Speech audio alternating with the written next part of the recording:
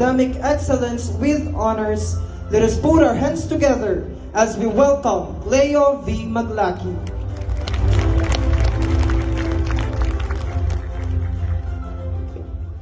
Good afternoon, dear graduates, esteemed guests, and dedicated faculty. It's been a pleasure to stand here in front of you to lead my fellow graduates and express our sincere gratitude. Our deepest gratitude goes first to our school president, Madam Presentacion G. Pineda, Honorable Vice Mayor Attorney Gerald Guthrie P. Aquino, School Vice President Mr. Bernard P. Aquino, Admin Assistant Mrs. Nelia D. Magat, School Principal Mr. Georgette F. Tobias, PTA President Ma'am Evangeline Vargas, and PTA officials and especially all the teachers forming the faculty of Children of Fatima School Incorporated, Daug.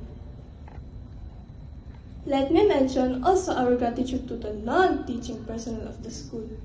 In my opinion, the school will not operate without the support of these unsung heroes. But the most important people I have to thank, which are second to my teachers, are my parents.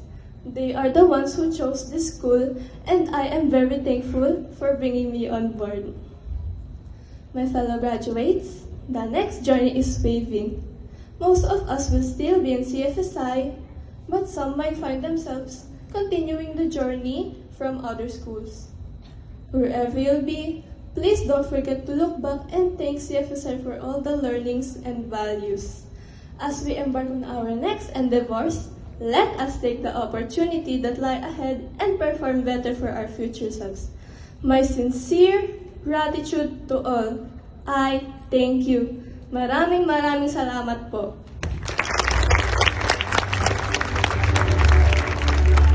Thank you, Cleo, for your words of gratitude. Again, let us give Cleo a resonating applause. Now, let us hear the words of gratitude from our complete